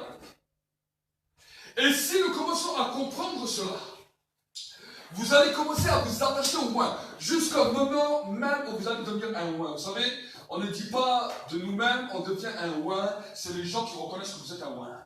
Est-ce que c'est le jour où l'onction est tombée sur moi, alors qu'avant je manifestais les dons, je manifestais des dons spirituels, c'était très bien. J'étais aussi un musicien, c'était très bien. Mais le jour où l'onction est descendue sur moi, ma vie entière a changé. Le message, l'onction a commencé à me mentionner des choses que je ne connaissais pas. L'onction a commencé à faire de moi un prédicateur de la parole de Dieu. L'onction a fait de moi une personne totalement transformée. Au point que là où j'allais, les gens me disaient, je vois que tu as l'onction sur ta vie. Est-ce que vous savez? Je commençais à parler même aux païens. Les poils commencent à se glisser. Ils me disent, mais qu'est-ce qui se passe? Quand tu arrives quelque part, l'atmosphère commence à changer. Ça, c'est à cause de l'onction. Est-ce que vous savez? L'atmosphère commence à se bouleverser. Au bout d'un moment, ça m'a même posé des problèmes dans les travails où j'allais. Parce que dans tout travail où j'allais, le travail devenait une église. Je travaillais dans les usines. À la fin, l'usine devenait une église. Je me retrouvais à prêcher l'onction descendait dans l'usine. Au point que pendant un an, je n'ai plus pu travailler à cause de ça. Parce qu'on m'a carrément bloqué. On m'a dit quand lui il arrive, il fait du prosélytisme. L'onction va faire de toi, va te rendre capable de faire des choses que tu ignorais jusqu'avant. L'onction va faire de toi, va te rendre capable de faire toutes choses pour la gloire de Dieu. Amen. Amen. Amen. La Bible nous dit que même les anges dans le ciel ont réussi à tous recevoir l'onction, même Satan. Parce que quand Dieu a créé Satan, au début, Satan était un serviteur. Avant de se rebeller contre Dieu, il était serviteur. Et il a reçu l'onction.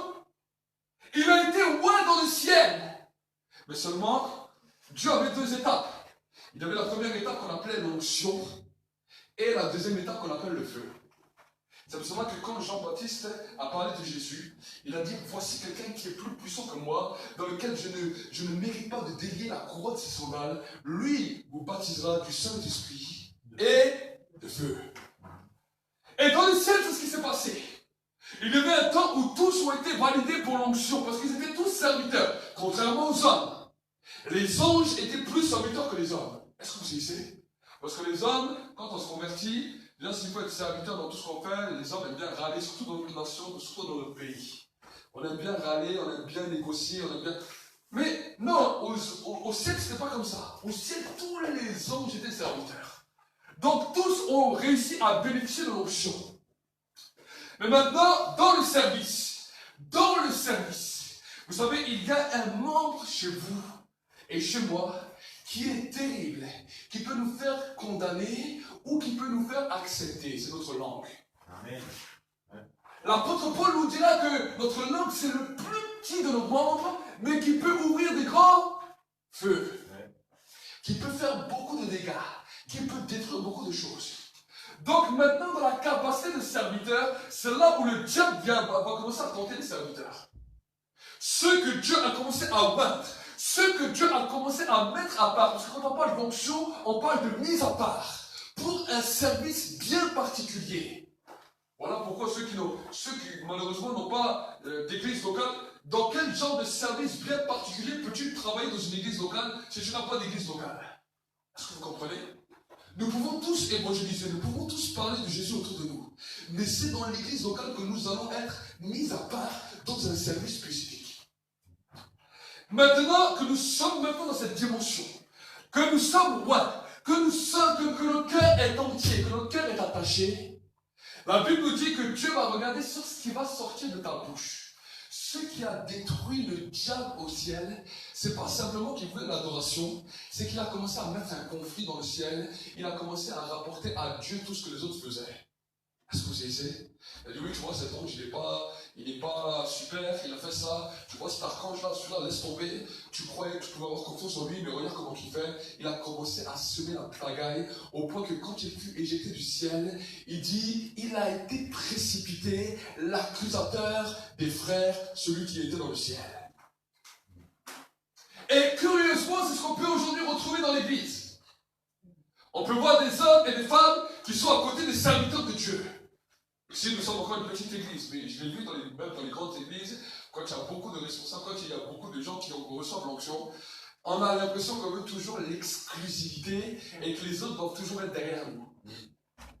Et voici que, des fois, on ne va pas parler méchamment, on dit oui, mais tu vois, pasteur, j'ai vu ça, il faut faire un petit peu attention à lui. Non, tu sais, quand il a prophétisé, là, c'était pas trop clair. Faites attention, faites ceci. Et on commence à devenir des personnes qui commencent à critiquer, des personnes qui commencent à faire les choses, au lieu de laisser le Saint-Esprit faire les choses. Est-ce que vous savez? La Bible nous dit qu'au ciel, il y a eu un tri à cause de ça. Est-ce que vous comprenez? Parce qu'il faut savoir que le jour où tu acceptes Jésus dans ton cœur, la Bible nous dit que tu deviens une nouvelle création. Qu'est-ce que ça veut dire une nouvelle création? Ça veut dire que tu viens de naître de nouveau, naître de l'esprit. Tu n'es pas né ni de la chair ni de sang, mais tu es né de l'esprit. Donc parce que tu es né de l'esprit, tu entres dans ce qu'on appelle le monde des esprits. Est-ce que vous comprenez? Dans le monde des esprits, il n'y a pas de condition de grâce. Dans le monde des esprits, c'est une autre règle qui commence à s'adapter. C'est la règle maintenant de l'honneur, la règle où tu vas maintenant respecter Dieu, parce que la Bible nous dit, l'apôtre Paul nous dit qu'au ciel nous ne serons plus comme les hommes, il y aura un homme, il y aura une femme, mais nous serons semblables à des anges. Est-ce que vous savez? Nous serons semblables à des anges. Les serviteurs du ciel ont ceux qui sont restés avec Dieu, ce qu'on appelle 2/3 des anges qui sont restés avec Dieu, qui ont été validés au ciel. La Bible nous dit que Dieu a fait d'eux des flammes de feu. Dans le livre des psaumes, alors que David était un moment en train d'être inspiré, il a dit, il fait de ses anges des vents, ou des esprits dans certaines traductions, il fait de ses anges des esprits. Et après il dira, il fait de ses serviteurs des flammes de feu. On a pris souvent ce verset, oui, nous on est les serviteurs, et eux c'est les anges. Non, non, non, non, c'est pas ce que l'apôtre, c'est pas ce que David est en train de dire. La Bible nous dit qu'au ciel, Dieu a fait des anges des esprits. Il les a créés en tant qu'esprits. Mais maintenant, ceux qui ont été validés, qualifiés pour le ciel, les serviteurs qui ont été là jour et nuit avec lui, qui n'ont pas succombé aux tentations du Satan, la Bible nous dit qu'il a fait d'eux, de ses serviteurs, des flammes de feu. Autrement dit, il les a baptisés de feu. Voici pourquoi nous, en tant qu'être humain, quand on est de nouveau, on devient un esprit. Maintenant, notre service va faire que nous sommes loin, avec une qualification, dans la dimension que Dieu veut. Maintenant, notre dimension, nous allons maîtriser notre langue. Quand ta langue veut parler, dis à ta langue de se taire. Quand ta langue veut critiquer un frère, dis à ta langue de se taire. Quand tu commences à voir ta langue qui veut commencer à critiquer, à juger même dans l'église, dis à ta langue de se taire, parce que tu vas penser à côté du feu. Maintenant, quand ton cœur est disposé, quand ton cœur est le feu va descendre sur toi. Est-ce que vous savez? Quand le feu est là sur toi, plus personne ne pourra jamais éteindre ce feu. Ce n'est pas simplement le feu de la première conversion. Non, non, non, ce n'est pas le feu ni même du premier amour. Quand on parle de feu, on parle d'un baptême de feu, ça brûle.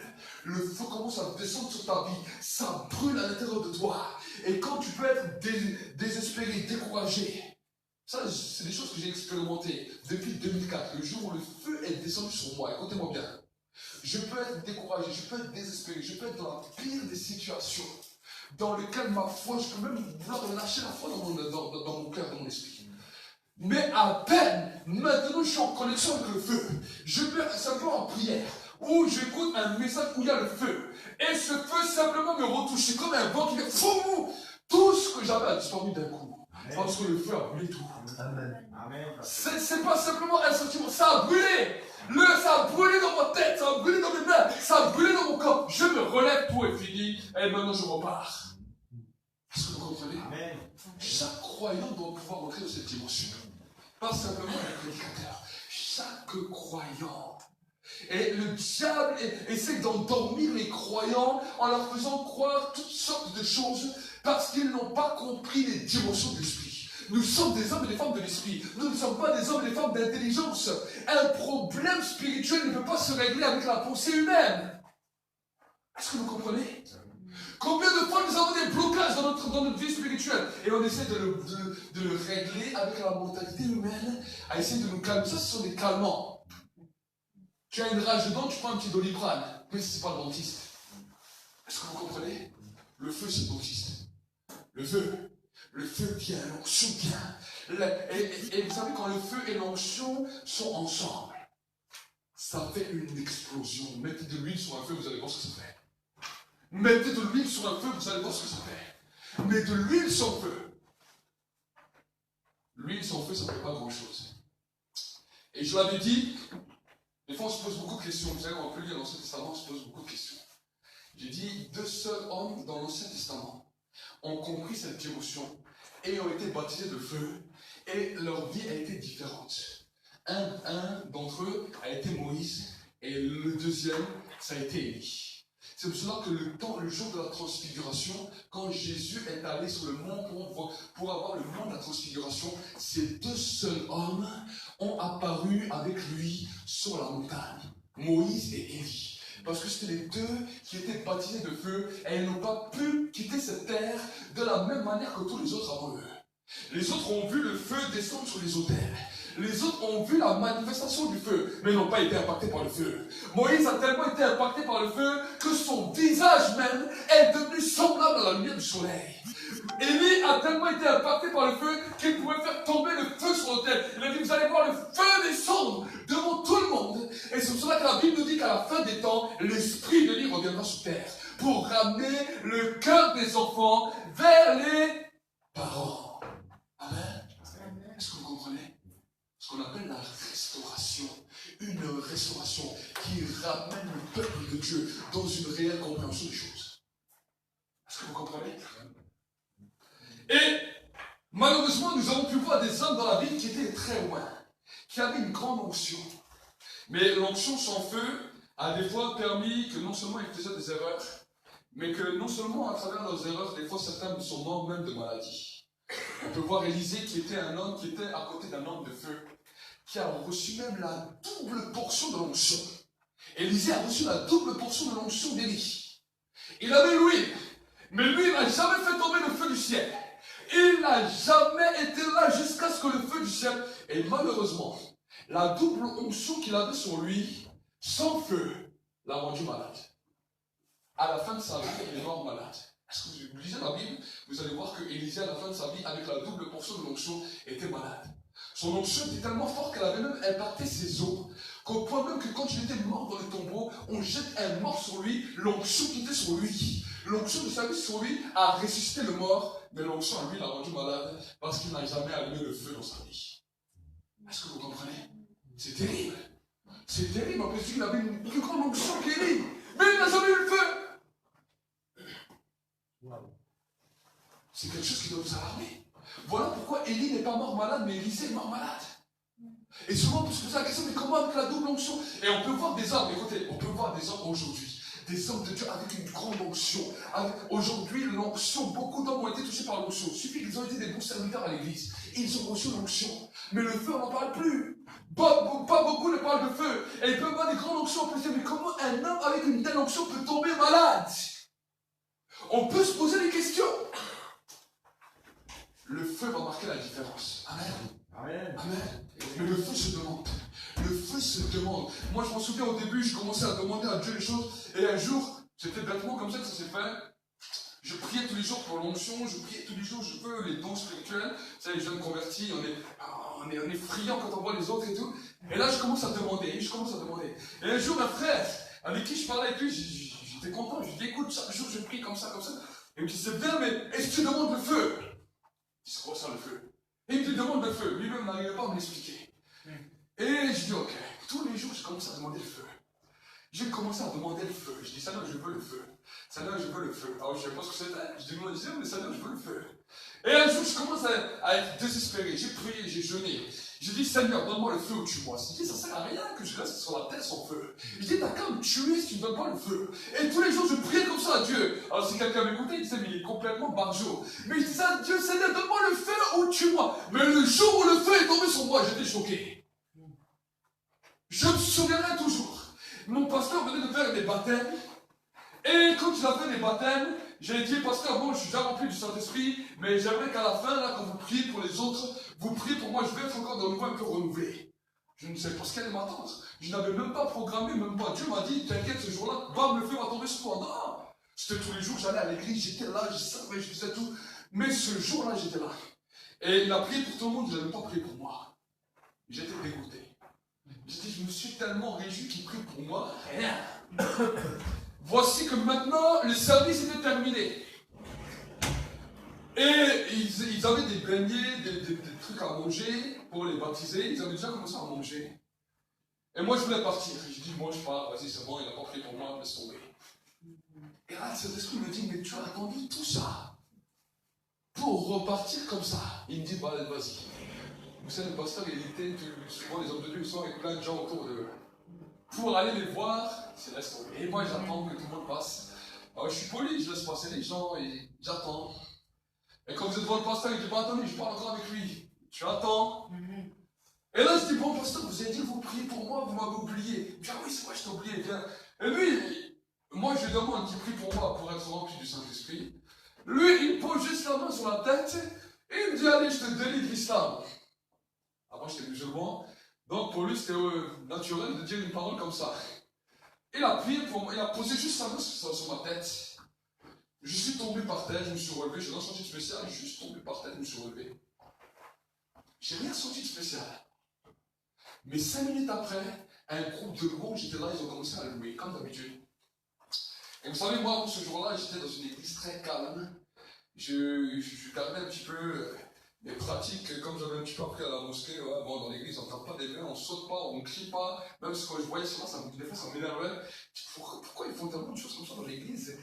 Dans l'église, normalement, c'est ça, il faut être ça. Moi, je me mettais à genoux, je faisais. Et là, tu ne me voyais jamais danser dans une église. Je n'aimais pas les musiques qui étaient trop rythmées dans les églises. Je dis avant, je dansais le disco quand je n'étais pas chrétien, mais je ne vais pas danser le disco dans l'église. Et là, le groupe de louange commence. Et il commence, et tout d'un coup, l'onction descend sur eux. À ce moment-là, quand l'onction descend sur eux, ça me secoue à l'intérieur de moi. Je sens une vague qui fait et je me mets à danser dans l'église. J'ai dit, ça y est, je pète les plombs, je danse à l'église. J'ai dit, je pète les plombs, je danse à l'église. Mon corps dansait tout seul, je voulais l'arrêter, mon corps dansait tout seul. J'ai dit, ça y est, je suis fou. Et les gens, ils regardaient, ils disaient, ah, c'est bien. Je suis sorti de ce lieu, j'ai dit, mais qu'est-ce qui m'arrive? Moi, les gens, ils ont dit, c'est bien, moi, je dis, qu'est-ce qui m'arrive? Alors, j'étais une personne qui aimait bien chanter dans la rue. Mais quand je voyais les gens, je m'arrêtais. Et là, je marche pour aller vers une autre église. Et je vois des gens, et je chantais, je veux m'arrêter. Quand je veux m'arrêter, ma voix s'amplifie fois 5, fois 10. Et je me tourne vers eux, je dis, que Dieu vous bénisse!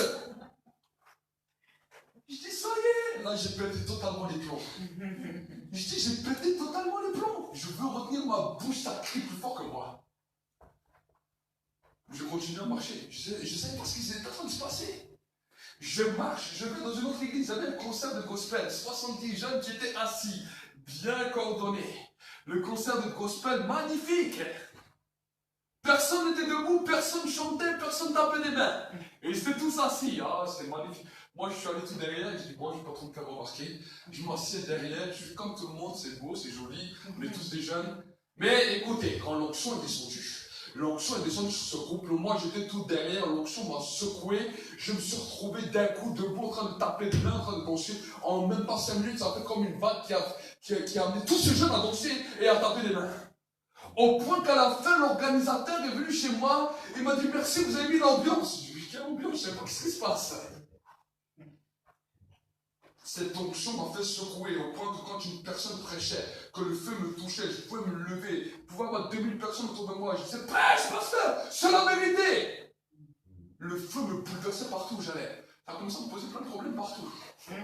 Les gens m'ont traité que j'étais quelqu'un d'égocentrique, que j'étais quelqu'un d'orgueilleux. Le feu me saisissait jusqu'à aujourd'hui.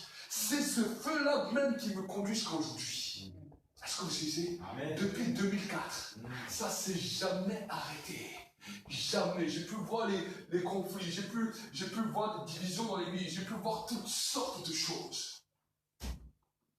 Mais je sais de là où je viens. Amen. Amen. Et au début, je ne pouvais pas l'expliquer comme je vous l'explique aujourd'hui. C'est quelque temps plus tard, alors que je priais, que je priais, que Dieu m'a dit, maintenant c'est un temps où il faut que tu enseignes ça à l'église. Ce que tu as vécu, ta vie va servir de témoignage. Amen. Et tu vas leur expliquer quels sont les principes pour entrer dans les dévotions spirituelles. Moi aussi, je veux ce feu. Amen. Amen. Amen. Oui. Maintenant, tu as les clés. Oui. Amen. Amen. Quand vous recevez les clés, c'est ça qui va déclencher en vous la fin et la source. Imaginez, toute une église est loin, toute une église est en feu.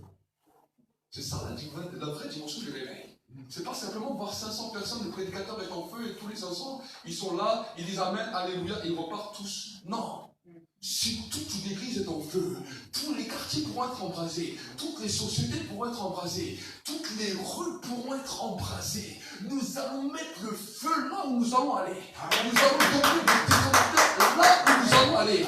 Et nous allons impacter ce pays. Nous allons influencer ce pays. Nous allons conquérir le pays.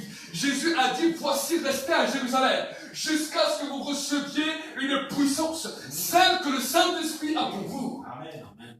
Le Saint-Esprit avait déjà été donné. Il avait soufflé sur eux, il leur a dit, recevez le Saint-Esprit. Ils étaient des hommes qui avaient reçu le Saint-Esprit. Mais ils sont restés à Jérusalem. Ils sont restés à Jérusalem. Et la Bible nous dit que les flammes de feu ne sont pas simplement tombées sur les 12 apôtres. Ils étaient 120. Il y avait 120 flammes de feu qui sont tombées sur les têtes. Il y avait 120 flammes de feu qui sont tombées sur chacune des têtes. Amen. Pourtant, 120 sur 5000 personnes que Jésus a nourries, ce n'était pas beaucoup. Du temps de Jésus, il y avait 5000 personnes, 10 000 personnes, 15 000 personnes.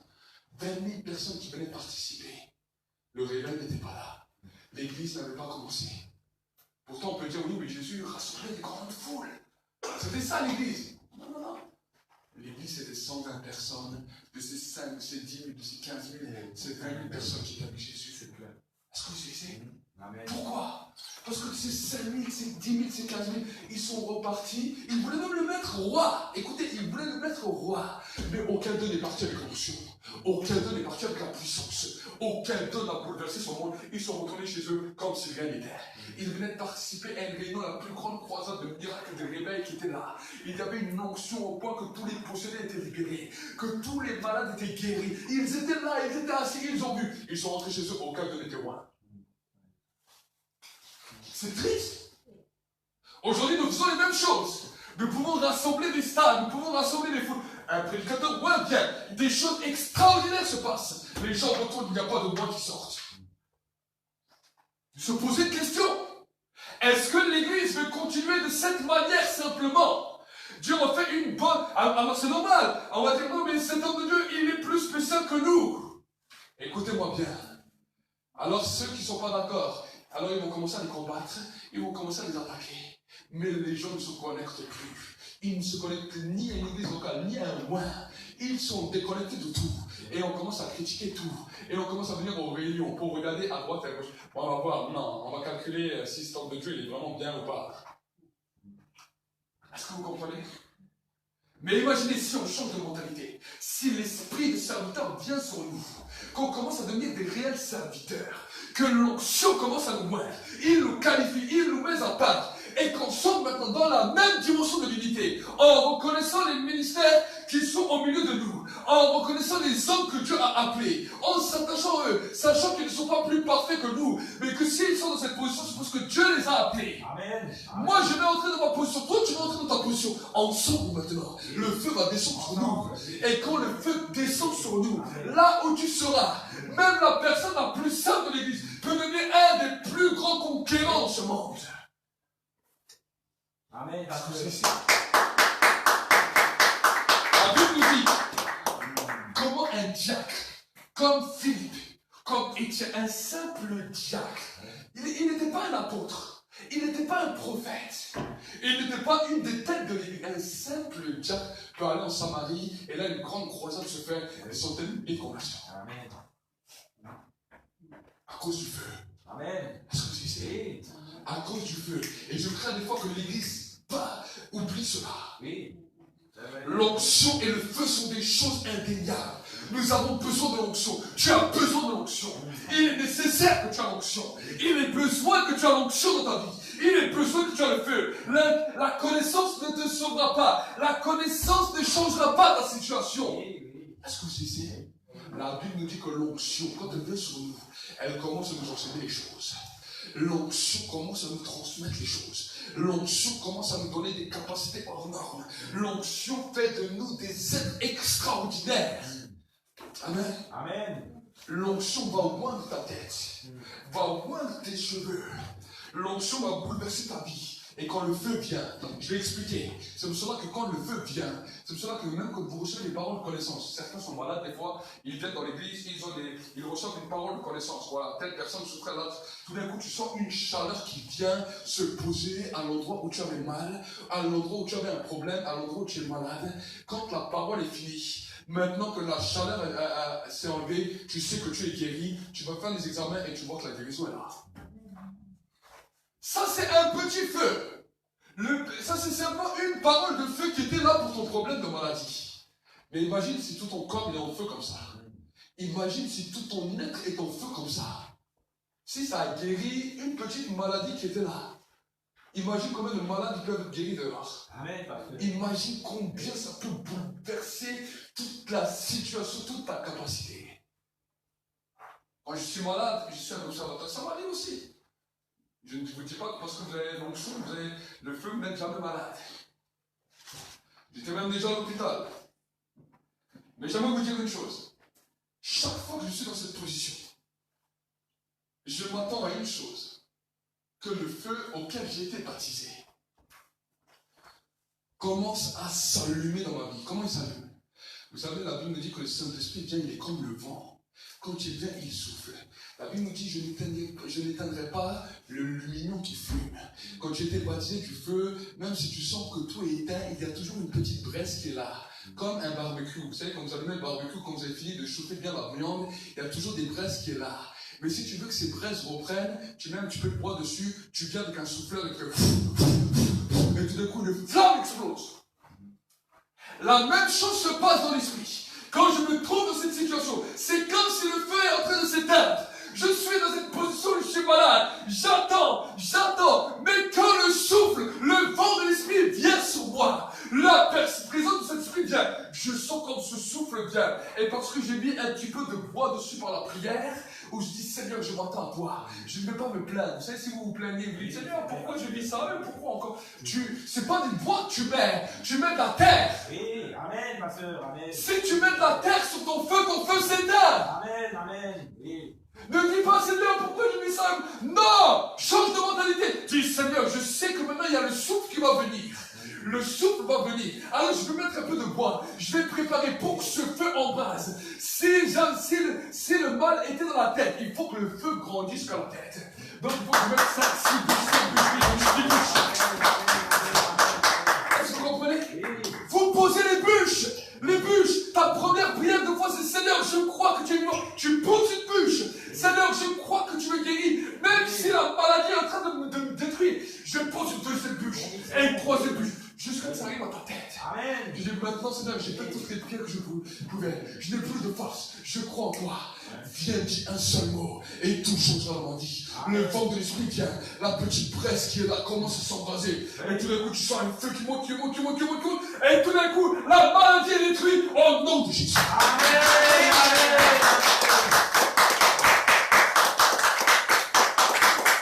C'est ça que j'ai expérimenté maintes fois jusqu'à aujourd'hui. Quand des fois même mon épouse est malade, je prie avec elle. Quand Dieu n'a pas intervenu, je dis on va prier encore.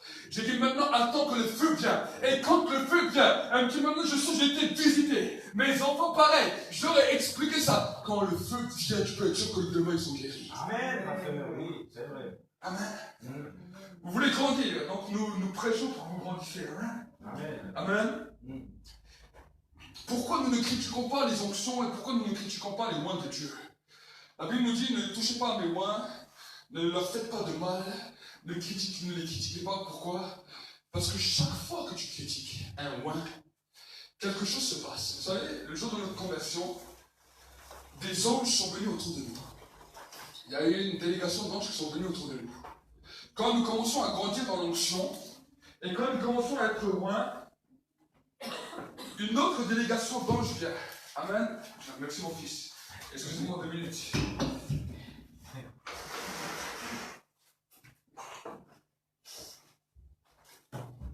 Une autre délégation d'anges vient. Et chaque fois que l'onction augmente dans nos vies, une nouvelle délégation d'anges vient. Alors peut-être vous allez dire, oui, mais tu prends ça, vous pouvez y aller. La Bible nous dit que Jésus était baptisé. Quand il fut baptisé, il fut rempli du Saint-Esprit. Après son baptême, la Bible nous dit qu'il fut conduit pendant 40 jours dans le désert, où là il fut tenté par le diable. Mais quand il fut sorti du désert, la Bible nous dit qu'il fut revêtu de puissance. Quand il fut baptisé, il n'était pas revêtu de puissance. Il était rempli du Saint-Esprit. Maintenant, quand il sort du désert, la Bible nous dit qu'il fut revêtu de puissance. Mais avant le revêtement de puissance, quand il a résisté au diable, la Bible nous dit que les anges, une délégation spéciale d'anges sont descendus et l'ont servi. Et quand il est parti de ce lieu, les anges qui l'ont servi l'ont accompagné. C'est là où le revêtement de puissance est encore plus grand, parce que une nouvelle délégation d'anges était descendue pour l'accompagner. Est-ce que vous savez? Maintenant, quand nous recevons l'onction, la même chose se produit. Une nouvelle délégation d'anges viennent et notre armée qui est avec nous est plus grande et plus puissante. Voici pourquoi quand il y a une atmosphère d'onction qui se manifeste dans un endroit, on peut voir un homme qui commence à marcher, on peut voir une personne qui est guérie, on peut voir différentes manifestations parce que les anges sont en action. Est-ce que c'est? Il y a le Saint-Esprit qui est en action et il y a les anges qui sont en action. Maintenant, quand on critique un roi ou un homme de Dieu, qu'est-ce qui va se passer? C'est des anges qui étaient là autour de toi, censés te protéger. Certains d'entre eux, si tu persistes dans ta pensée, vont se détacher de toi et vont s'attacher à la personne que tu critiques.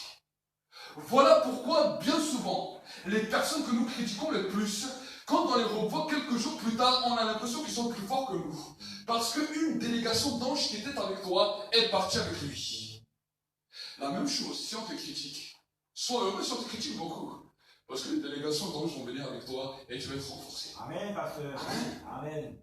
Ça, ce sont des choses qui sont dans le monde de l'esprit. Pourquoi? Parce que la Bible nous dit qu'il y en a certains qui nous voient.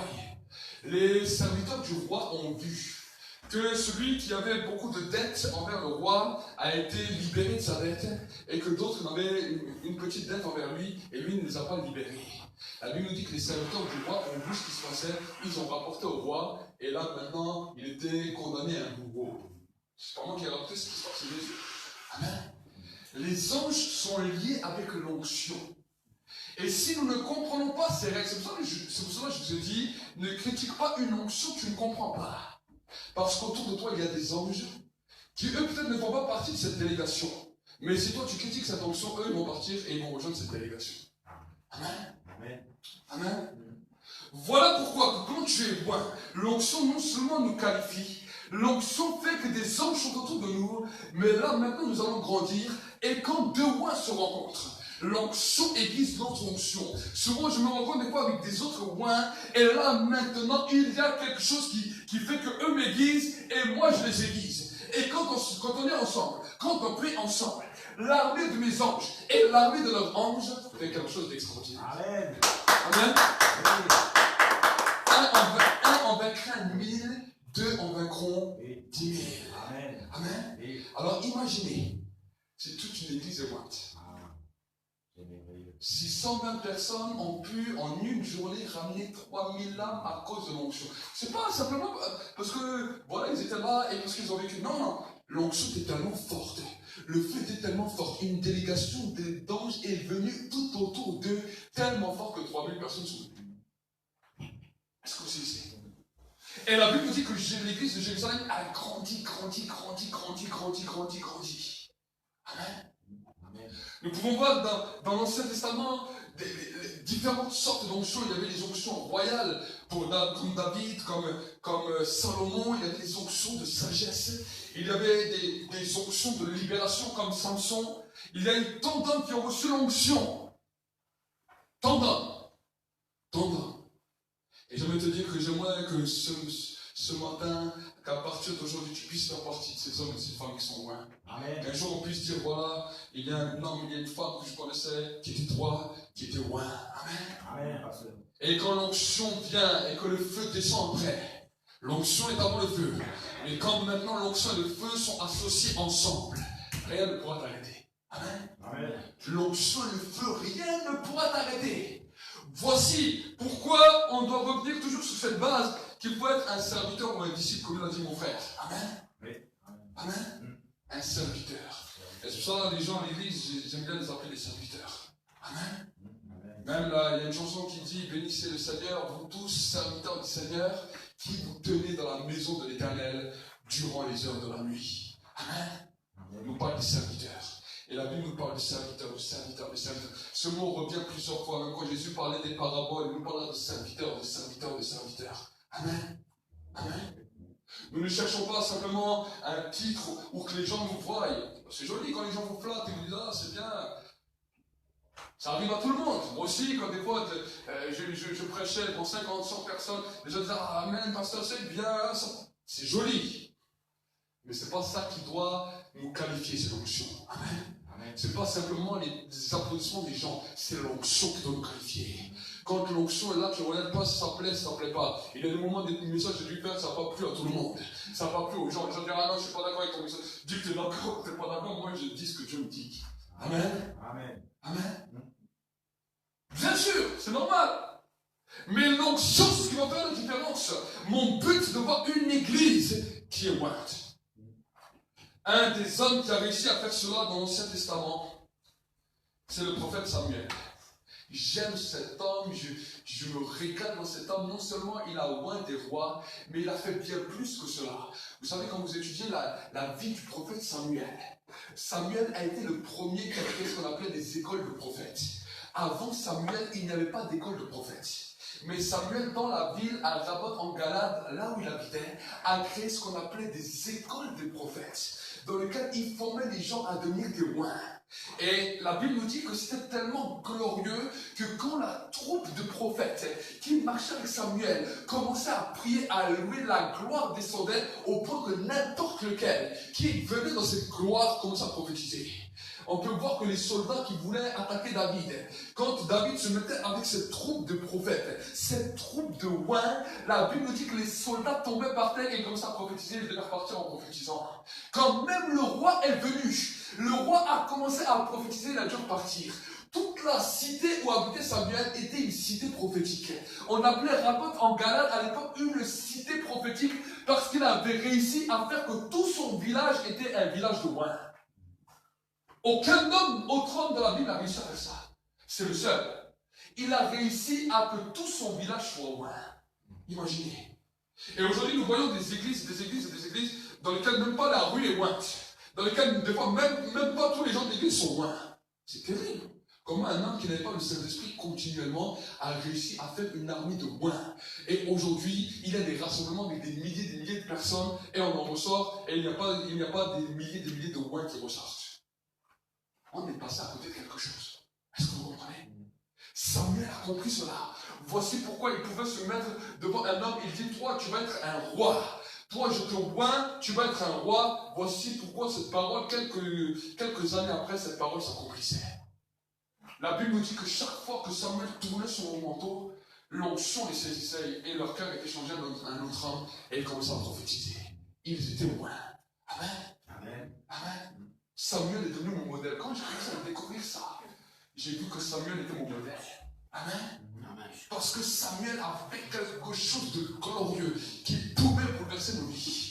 Et mon rêve, c'est soit qu'une église devienne prophétique, mais qu'ensuite, non seulement l'église devienne prophétique, mais que l'endroit où nous habitons devienne une rue prophétique, un village prophétique, une ville prophétique, que les gens qui passent devant ta maison commencent à prophétiser. Que les gens qui passent devant chez toi commencent à prophétiser. Amen. Amen. Je me souviens un jour, j'étais en formation et je l'ai ramené à l'église. Il y avait une jeune fille qui était avec moi en formation, je l'ai ramenée à l'église.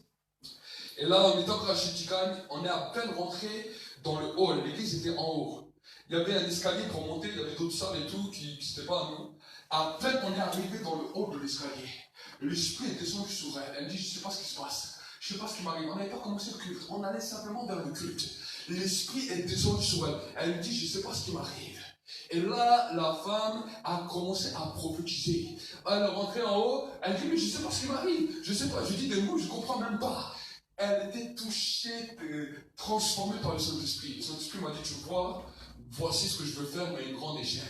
Je veux voir des hommes et des femmes qui vont commencer à devenir des rois, en qui l'onction va commencer à saisir.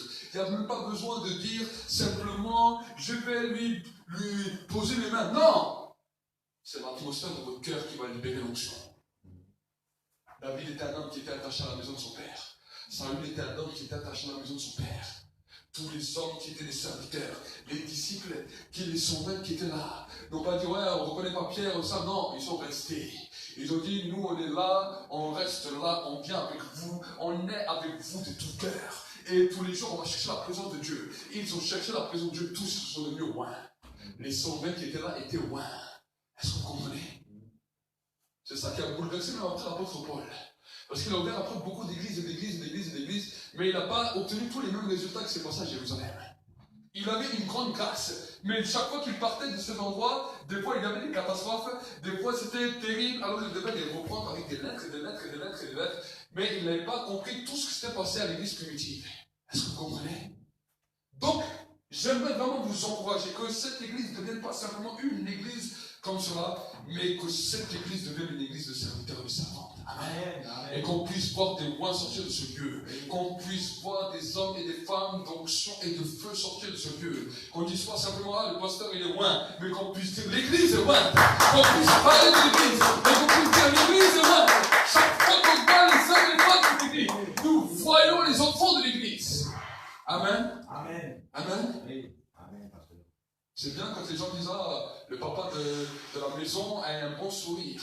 Mais comme les enfants vont à l'école, et quand on voit que les enfants, on voit de quelle maison ils viennent, ils ont le même sourire que le papa ou la maman. Amen. Il se réjouit autant de voir mes enfants que de moi-même. Amen. Mais des fois, dans certaines églises, malheureusement, si on voit le pasteur, on est heureux, si on voit les fidèles, on fuit en courant. Est-ce que c'est une réalité? C'est une réalité. Amen. Donc, est-ce que ça vous a plu, cet enseignement? Oui, amen. Donc, nous allons prier. Amen. Nous allons prier. Dieu se plaît à oindre, Dieu se plaît à bénir. Dieu se plaît à oindre, Dieu se plaît à bénir. Mais comme je l'ai dit dimanche dernier, Dieu veut voir des serviteurs, Dieu veut voir des servantes. L'onction est là. L'onction, la présence de Dieu est là. Dieu veut faire entrer des gens. Il a dit priez le maître pour qu'il envoie des ouvriers dans la moisson. Il y a peu d'ouvriers. Et après ces années de ministère, je réalise des fois combien cette parole est vraie.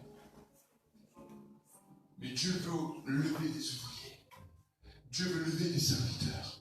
Dieu veut lever des servantes. Prions ensemble. Seigneur, j'ai apporté le message comme j'ai pu. Avec mes propres mots. Mais Saint-Esprit, je te demande maintenant. Donne un même cœur, une même âme, Seigneur. Tu as dit dans ta parole, c'est à l'amour que vous aurez les uns pour les autres qu'on reconnaîtra que vous êtes mes disciples. Il n'y a pas d'esprit de rivalité, d'esprit de compétition. Et Seigneur, nous voulons être à ton service. Je veux être à ton service. Mon désir, c'est que l'Église, Seigneur, soit à ton service. Je l'ai expérimenté dans ma vie personnelle, mais mon désir, c'est que les enfants de l'Église puissent l'expérimenter dans leur vie. Tu as dit dans ta parole qu'on peut donner que ce qu'on a, Seigneur. Ce n'est pas avec de l'argent et de l'or qu'on construit cela, mais c'est avec la capacité de l'Esprit. Alors Seigneur, je veux déclarer que le souffle vienne maintenant dans ce lieu. Que le feu commence à s'alimenter dans la vie de mes frères et de mes sœurs. Seigneur, tu vois les cœurs, tu connais les vies, tu connais les pensées.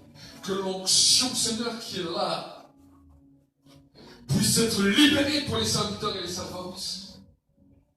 Que l'onction, Seigneur, mon Dieu, mon roi, puisse marquer la différence. Et qu'il puisse être différent. Que là où il puisse aller, que les gens puissent voir, non, l'onction est sur eux. Seigneur, mon Dieu, mon roi, je l'ai vu à maintes et maintes reprises. Je l'ai vu à maintes et maintes reprises. Et je prie maintenant pour cela. Pour que dans ce lieu, un changement s'opère. Que comme Rabbot en Galate, du temps de Samuel, une cité prophétique s'est levée. La même gloire, la même dimension de la gloire puisse impacter ce lieu. Puisse impacter ce lieu. Puisse impacter ce lieu. Ni aucune autorité, ni aucune puissance ne pourra venir détruire l'œuvre de Dieu. Les soldats de Saül étaient venus pour essayer de détruire, ils n'ont pas pu. Le roi lui-même est venu, il n'a pas pu. Seigneur, quand l'onction est sur l'église, rien ni personne, ni même les autorités locales, rien ni personne ne peut venir prévoir contre eux. Ni même le séjour des morts. Tu as dit même le séjour des morts ne prévaudront pas contre vous. Ne prévaudront pas contre vous. Je prie maintenant, Seigneur, le cri de mon cœur, que l'esprit de l'église se réveille. Que l'esprit de l'église se réveille. Alors que tu parlais à Ézéchiel et qu'il voyait les eaux desséchées, tu as dit, est-ce que ces eaux pourront-elles revivre? Je me souviens quand tu m'as un jour posé la question. Après un temps de division, tu m'as dit, est-ce que l'église pourrait-elle revivre? Et j'ai pu dire comme Ézéchiel, je le sais, mais toi tu le sais. Et tu as dit, parle à l'esprit. Parle à l'esprit. Et je veux parler ce matin à l'esprit de l'église. À l'esprit de l'église qui se réveille. Esprit qui vient des quatre vents. Souffle. Souffle maintenant. Souffle maintenant. Et que ces eaux revivent maintenant. Et que ces eaux revivent maintenant. Le corps avait commencé à revivre du temps d'Ézéchiel. Le corps avait commencé à revivre du temps d'Ézéchiel. Et la gloire a commencé à se manifester. Merci Saint-Esprit pour ta présence. Certains sont venus dans ce lieu comme des os secs. Mais maintenant, je déclare sur leur vie que leurs eaux reprennent vie. Les eaux qui étaient brisées se réjouissent maintenant. Les eaux qui étaient brisées se réjouissent maintenant. Maintenant, c'est un temps de changement et de transformation. Il y a des mentalités, des forteresses qui doivent tomber maintenant.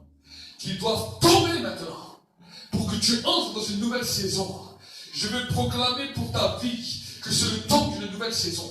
Que c'est le temps d'un nouveau recommencement. C'est le temps d'un nouvel recommencement. En Israël, au mois d'octobre, c'est la nouvelle année. Pour eux, c'est le temps de la nouvelle année. Aujourd'hui, nous sommes le temps du mois d'octobre. Pour toi, je prophétise maintenant que tu entres dans une nouvelle année spirituelle. Que tu entres dans une nouvelle année spirituelle. Qu'un temps nouveau s'ouvre à toi maintenant. Pour la gloire de Dieu le Père. J'ai prié dans le nom de Jésus. Amen. Amen. Et Dieu va également commencer à te faire grandir dans différents niveaux spirituels. On va dire que tu dois toujours être bouillant pour Dieu, parce que il y a une chose que le diable attendra toujours, c'est que tu te refroidisses. Dans cette alliance avec Dieu, de toujours rechercher sa présence, appeler le sacrifice de Jésus à la croix, parce qu'il n'est pas mort pour rien. Pour tout peuple, pour toute personne, de tout âge, de